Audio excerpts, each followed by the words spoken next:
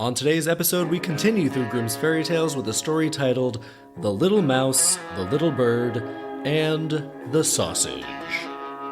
My name is Zach Stewart, and these are the ShadowBear Story Sessions.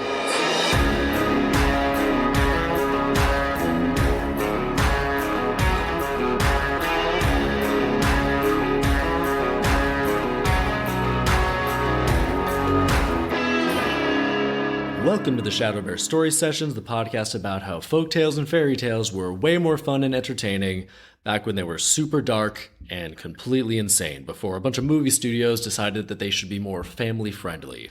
We don't need any of that, and so here at ShadowBear, we're going through Grimm's fairy tales front to back, the original versions, and that brings us to the 23rd story in Grimm's fairy tales, a little tale titled The Little Mouse, the Little Bird, and the Sausage. Let's not waste any time. We begin.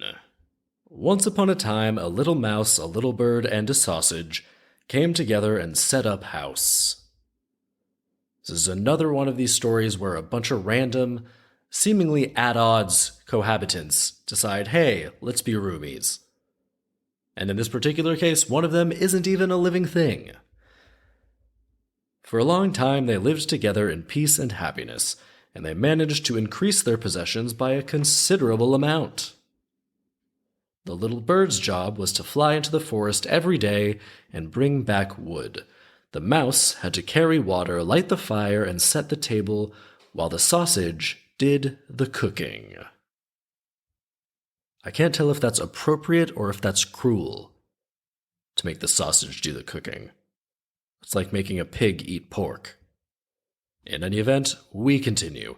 Now, if things go too well for people, they always look for new things.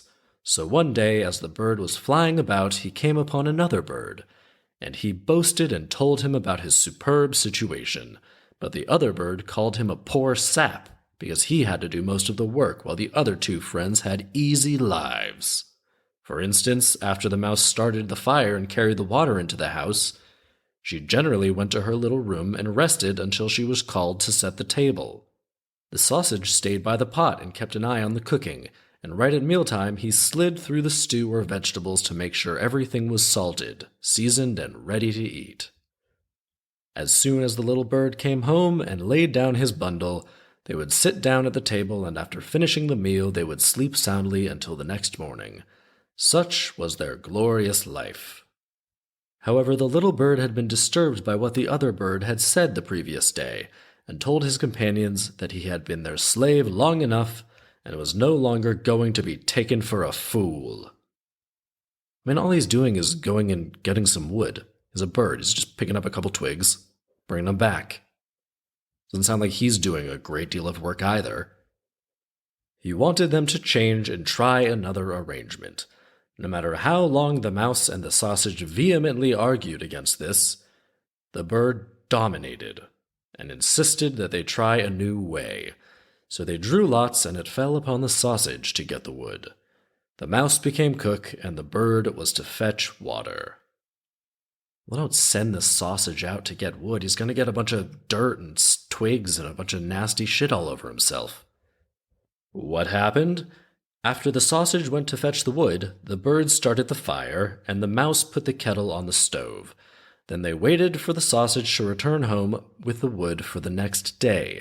However, the sausage was gone for such a long time that the other two had an uneasy feeling, and the bird flew out a little way to meet him. Not far from their home, the sausage had encountered a dog. Oh, God. Not surprising at all. Now this dog had considered the sausage free game, and had grabbed him and swallowed him down. The little bird arrived and accused the dog of highway robbery, but it was of no use, for the dog maintained he had found forged letters on the sausage, and therefore the sausage had had to pay for this with his life. The fuck? If the dog considered the sausage fair game and went for it, and just ate him up, fine. Why is he accusing him of forgery? Just seems sort of like kicking him when he's down. Like, you just killed the guy. Now you're shit-talking him to his friends? Like, no, he had forged letters. So what would the letters say? What kind of trouble is this sausage trying to stir up in this medieval, magical, wonder hellscape? And in what universe is a death penalty appropriate for forgery? Come on, dog. Just overkill. We know you're lying. Just be like, yeah, there was a sausage on the ground. You think I'm not going to eat that sausage? Sorry about it, but, maybe you're a bird. You probably should be going to get wood, right? Doesn't make sense to send a sausage out to get wood. Obviously, he's going to get eaten. Regardless, I'm getting sidetracked here. We continue. Now, the little bird sadly picked up the wood and carried it back home. He told the mouse what he had seen and heard, and they were very distressed. Nevertheless, they agreed to do the best they could and stay together. Meanwhile, the little bird set the table, and the mouse prepared the meal. She intended to put the finishing touches on it by seasoning it and sliding through the vegetables the way the sausage used to do. But before she even reached the middle of the vegetables, she got stuck and had to pay for it with her life. Oh dear. When the bird came to serve the meal, there was no cook. He became so upset that he scattered wood all over the place, calling and searching for the mouse, but his cook was no longer to be found. Well, did he look into the pan and see, charred mouse? Since the little bird was so distracted, he didn't notice that the wood had caught fire, and the house went up in flames. The bird rushed out to fetch some water, but the bucket slipped and fell into the well, dragging the bird along. Since he couldn't manage to get himself out, he was left to drown. The end. I'm going to be honest, as it was sort of rounding the end there, I thought the bird was just going to go up in flames with the house. And then when he went out to the water, I'm like, oh, okay, maybe not. Maybe he'll be okay. But I'm like, nope. Down the well. Dead in the well. So, kind of a fun little curveball there to finish the trio of deaths here. Well, that didn't go well at all. Just trying to mix up their daily routine, and they all died. All right, now what's the lesson here? Well, I think the intended lesson, based on the line partway through that says, now if things go too well for people, they always look for new things, it kind of seems to imply that the lesson is don't be greedy if things are working out. Keep them the way that they are, and don't get greedy about things. But the bird never really got greedy. It was the other bird, sort of planting the negativity in the first bird's mind. So the intended lesson, I think, is sort of stick to what you do best, and if a system is working, don't change it, don't get greedy. Okay, I like the message that a system works best when everyone is doing the specific things that they do best, but I don't think everyone should just have to stick to doing one thing. They should do what makes them happy as long as it works. And in this instance, everyone was perfectly happy with the system the way it was. It was the second asshole bird who comes in and judges the first bird's life. It was like, you're a sucker, man. He's the one who really caused the downfall here. I think the real lesson is don't let someone else's assessment of your life dictate how you feel about your life. Bird's perfectly happy until other bird says you're doing all the work. So I think the real lesson here is don't let other people tell you how happy you are. I mean, the bird is a bird. There's the old expression of birds gotta fly. That bird doesn't want to stay in and cook or make the table. That bird is doing what it wants to do. It's out flying around, gathering some twigs and wood for the fire. It is very happy doing this. It's just bird number 2 gets all judgy and makes the first bird feel bad about himself. So yeah, lesson is don't let other people's judgment affect how you see yourself and your life and your happiness. Do what makes you happy, especially if it's already working really well. And clearly it is. It says they're what's the phrasing here? They managed to increase their possessions by a considerable amount. Things are going well here. And if you do want to change things up, just think it through. Think through the best way to do that. Don't just draw lots and send a sausage out into the woods. It's ridiculous. It would get disgusting out in the woods. Anyway, I've made my point. Let's adapt this. So, modern day, we do a mafia movie, like a bank robbery movie. We've got a trio of bank robbers here. We have Henry Golding as the front man, and he goes in and is super charming and gets the teller to lower their guard while taking stock of the situation and the locations of all the employees. And, he's usually sweet talking a lady into letting him know the information. And then we got Jack Black as the technical guy who hacks into stuff and shuts off the security system. And so their system is Henry pulls out a gun and gathers all the employees after he's charming everyone, but he's doing it in a really charming and convincing way that's almost like, oh, you lovable rogue. So they don't even really mind.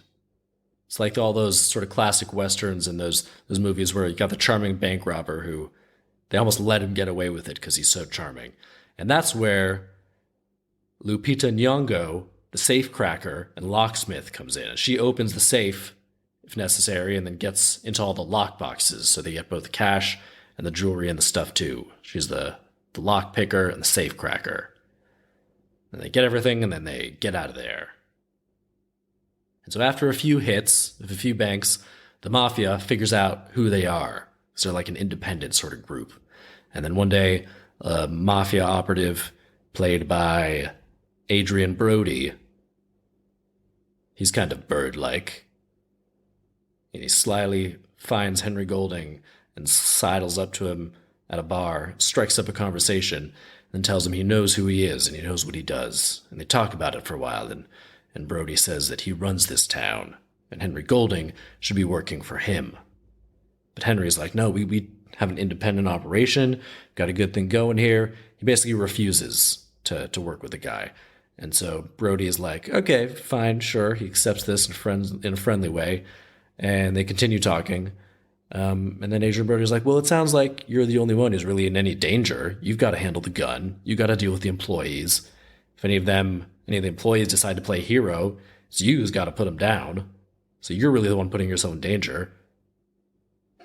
Why are you doing all the work? You should mix it up. Seems like Jack Black and Lupita Nyong'o are taking you for a sucker, man. And Henry sort of brushes it away, but it sticks in his mind and it eats away at him to the point where a few days later he flips out and he gets mad. And then the trio argue and it becomes clear that Henry's made up his mind. He's pissed off. He's finally telling Jack Black, you're always just sitting safely in your truck outside, in your tech truck with all your computer equipment. Next time you're front and center. Next time you're the front man.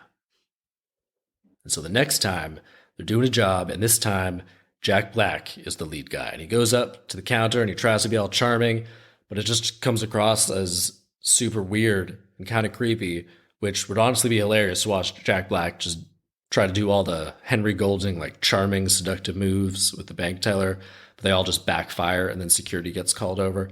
And so Jack Black says, screw it. He pulls the gun and gets them all in one place. He gets all the employees in one place. And as he does this, Lupita Nyong'o is back at the van and she cuts the power to the security system, but she also accidentally trips the sprinkler system. So now it's raining in the bank as Jack Black is trying to get everyone together. And Henry is there, and he's like, I'll go get the money from the safe. Just keep everyone calm, okay? And Jack Black is like, you think I can keep people calm? People like you. They don't like me. People don't like me. You're the charming one. How am I supposed to keep people calm? Now they're all wet. You'd probably just make a joke about it, and everyone would laugh like, ah, ha, ha, we're in the rain. Nobody's laughing, Henry. This sucks. I'm not good at this. Why did we do this, Henry? And Henry's like, fine, I'll be fast. Just stay here. But then Henry Golding, not as good at a safecracker, Lupita tried to teach him super quick, but couldn't pick it up, obviously, because it's not his expertise. So he tries to get in the safe, but it doesn't work. So he says, fine, I'll use this blowtorch. But the blowtorch won't light because it's all wet, because of the sprinklers. So he asks Lupita Nyong'o to try to open the safe remotely, but she accidentally just sets off all the security lights in front of the building. And so then there's like blaring security lights and an alarm, and just draws attention to the bank. But she manages to turn them off, and then Henry goes back to the employees, and he just asks one of them to let him into the safe.